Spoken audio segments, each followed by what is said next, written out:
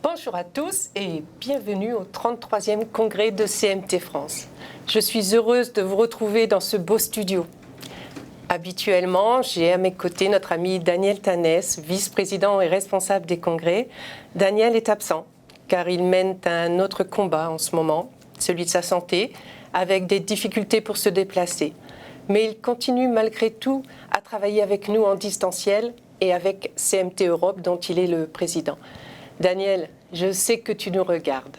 Tu nous manques beaucoup à tous, alors nous espérons ton retour bientôt en vrai au sein de notre belle équipe. On t'attend. Nous allons avoir une journée riche en informations. Les CMT sont complexes. J'espère que cette journée va vous éclairer ce parcours si tortueux. Alors laissez-moi vous présenter Hélène Delmotte qui animera ce congrès toute la journée. Nous vous avions promis de grands changements en 2024. Depuis le 17 février, Alexandre Oyo est devenu le 6e président de CMT France. Alors Martine, peut-être avant que nous fassions connaissance avec notre nouveau président Alexandre, est-ce que vous pouvez revenir sur ces 4 années de présidence? Alors j'imagine que vous ne pourrez pas tout dire parce que ça a été 4 années extrêmement riches avec un dynamisme très très fort et de très beaux développements, mais si vous deviez retenir quelques éléments, quels seraient-ils? Alors merci Hélène de me donner l'opportunité de faire un replay sur ces 4 ans de présidence. 4 ans de présidence, cela peut paraître court, mais je me suis construite pendant les 7 années de CA précédentes qui, elles aussi, ont été très actives. 4 ans de présidence qui ont commencé avec le Covid, un accueil masqué, on va dire. Je commençais fort. Un congrès annulé 15 jours avant, du jamais vu, puis un deuxième, ce qui nous a dirigés vers le digital, d'où la satisfaction de vous compter aussi nombreux parmi nous aujourd'hui. J'ai eu une équipe formidable avec qui nous avons monté des projets. Alors, je vais vous les annoncer, mais je ne peux pas tout développer. La BD Timéo, super-héros, et la suite Timéo au collège, avec un scénario écrit par Alexandre. Les animations sur la maladie et le parcours de soins.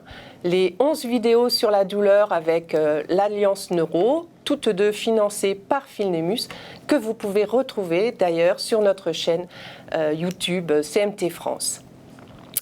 Une campagne de sensibilisation de radio sur énergie et nostalgie, des campagnes d'affichage dans les abribus, des congrès, la journée des fatigues qui a lieu chaque année le 21 novembre, le projet de l'information génétique à la parentèle, IGPRAR, je fais partie du comité de pilotage depuis 3 ans. Vous aurez tout à l'heure les dernières nouvelles.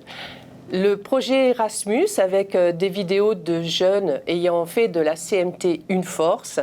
D'ailleurs, Alexandre a donné de sa personne. Notre soutien, l'AFM Téléthon, la collaboration avec l'AFM Téléthon et qui est un soutien déterminant depuis 33 ans.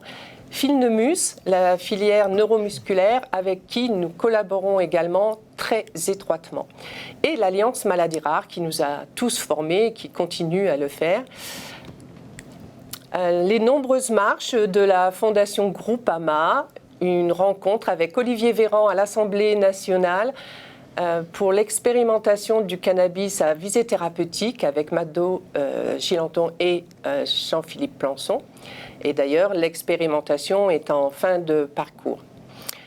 Le projet des jeunes, Victor et Théophile, qui ont emmené notre banderole au sommet du Kilimandjaro, liés l'un à l'autre par un pied pour sensibiliser à la Charcot-Marie de tous.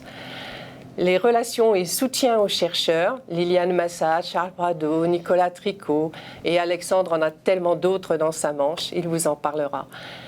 Que d'aventures humaines pendant ces 4 ans, de rencontres, de conférences, de formations et d'interventions. La SNCF, d'ailleurs, me remercie pour les 3500 km faits en 2023.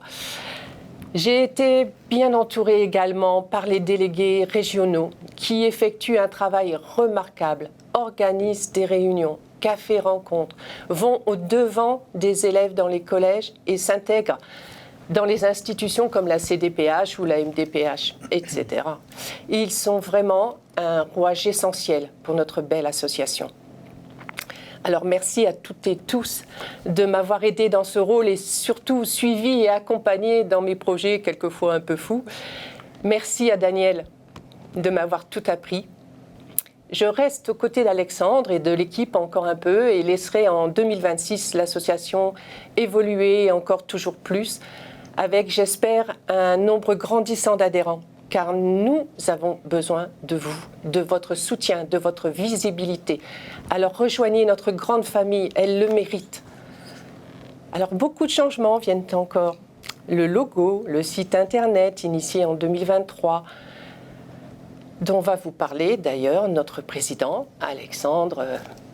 Alexandre, c'est la jeunesse, la motivation sans faille et le côté scientifique qui manquait à notre association. Mais ce n'est pas que cela, n'est-ce pas Hélène ? C'est sûr, merci beaucoup Martine pour ce rappel, mais je sais que vous avez oublié beaucoup de projets. On est ravis vraiment de faire connaissance avec Alexandre Oyo, effectivement, comme vous l'avez dit, c'est la jeunesse, c'est vraiment une connaissance scientifique extrêmement précieuse. Il a également déjà développé des projets pour CMT France et vous avez notamment signalé la BD Timéo, donc je pense qu'on peut s'attendre à une présidence qui va s'inscrire dans la continuité avec un dynamisme très fort. Mais Alexandre, je vous laisse vous présenter peut-être pour ceux qui n'ont pas encore la chance de vous connaître. Merci Hélène. Donc bonjour à toutes et à tous, chers adhérents, sympathisants de CMT France. Alors pour ceux qui ne me connaissent pas encore, je m'appelle Alexandre Oyo. J'ai 42 ans, donc la jeunesse c'est gentil, mais 42 ans, je suis un peu entre les deux, je dirais. J'ai 2 enfants, je viens de la belle région du Sud-Ouest. Je suis marié, j'ai une formation scientifique, un master en logistique et informatique. Donc j'ai donc travaillé dans ces domaines avant de créer et diriger une société d'une 50aine de salariés, filiale d'un grand groupe toujours dans le Sud-Ouest. Je ne suis pas là par hasard, malheureusement je suis atteint par une CMT, ainsi que mes 2 enfants de 8 et 13 ans. C'est ce qui m'a poussé à m'investir dans l'association en tant que délégué de région, puis au conseil d'administration pour la veille scientifique, puis à la vice-présidence et depuis plus d'1 mois maintenant à la présidence de CMT France. Donc vous le savez, grâce à l'implication de ses bénévoles et au soutien de ses adhérents, l'association a déjà accompli des choses formidables.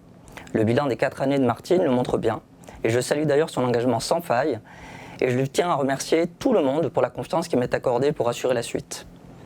Donc, je vous propose de présenter quelques projets structurants de l'association. On ne peut pas tout développer aujourd'hui, mais on reviendra vers vous donc, prochainement. Vous suivrez les différents projets dont je parle et d'autres à venir, notamment en région. Donc CMT France a changé ses statuts pour affirmer sa volonté d'être acteur de la recherche. Et nous avons un projet qui s'appelle Times CMT, qui est une étude médico-économique sur le fardeau des CMT. Le fardeau donc, sur les familles, sur les patients, sur le coût. Et cette étude viendra dans le cadre des essais à venir. On aura l'occasion de développer ça plus tard. Et on aura besoin de vous au travers de focus patients, focus group, des petits groupes de patients pour parler de leur parcours de soins. Mais encore une fois, on reviendra vers vous. On a également en projet un webinaire, enfin un projet, la date est déjà arrêtée, donc vous pouvez le noter dans vos agendas, ce sera le 15 juin prochain. Un webinaire qui mettra à l'honneur la recherche et les pistes thérapeutiques qui sont développées en France. On n'a pas à rougir de ce qui se fait aujourd'hui et on le mettra à l'honneur lors de ce webinaire, présenté par Hélène ici présente. On a la refonte du site internet également, du MAG, et l'évolution du logo qui sont en cours. Ça vient dans le cadre de modernisation donc, de nos outils de communication. Un petit coup de frais, un petit coup de jeune sur ces outils-là. Et restez bien connectés puisque le logo, on vous le présentera donc à la fin de la journée. Ce sera une des surprises qui vous attend si vous restez connectés. Ensuite, on a un programme d'ETP, d'éducation thérapeutique CMT France, qui est porté par Léna Mansec et également au conseil d'administration.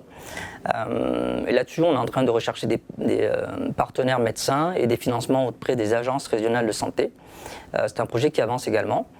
Et dernièrement, nous avons eu un financement de Finemus pour créer des vidéos d'auto-exercice, d'auto-rééducation et une campagne de sensibilisation sur les bienfaits du sport. Vous verrez, on reviendra souvent sur ce sujet capitale et pour tordre les idées reçues vis-à-vis de la pratique du sport pour les patients CMT. Donc vous voyez, on a de beaux projets pour 2024 et au-delà, mais je voudrais prendre un petit peu de hauteur, si vous le permettez. Beaucoup de gens le savent déjà, beaucoup d'entre vous le savent déjà. Nous sommes à un moment crucial pour les CMT. En effet, à l'heure où nous attendons les derniers résultats de Pharnex pour la Chine, il existe d'autres essais en cours ou qui pointent à l'horizon. Donc sans entrer dans le détail, je rappelle simplement qu'il y a moins d'un an, DTX Pharma, une start-up américaine qui a développé une thérapie pour la CMT1A, a été rachetée pour 1 milliard de dollars par la société Novartis basée en Suisse. C'est la première fois qu'une Big Pharma s'intéresse au CMT et ça constitue un événement historique qui vient cristalliser un virage thérapeutique déjà engagé pour les CMT. Alors je veux juste vous affirmer ma volonté tenace d'être un acteur de ce mouvement. CMT France est déjà reconnu nationalement, internationalement, et je salue d'ailleurs le travail de mes prédécesseurs et notamment celui de Daniel Tanès sur le volet international. Et nous allons continuer donc à faire rayonner CMT France en l'amenant plus haut, plus fort et affirmer notre position de partenaire associatif majeur dans le développement des solutions thérapeutiques. Pour cela, nous travaillons déjà sur des projets structurants et nous développons nos partenariats avec tous les alliés du combat contre la CMT. Donc pour conclure, je rappelle que ce qu'il y a et ce qui reste à accomplir n'est possible qu'avec une équipe de bénévoles impliqués, soudés et une large communauté d'adhérents. Donc je vous remercie toutes et tous infiniment pour votre engagement, votre soutien fidèle et déclare ouvert notre congrès 2024.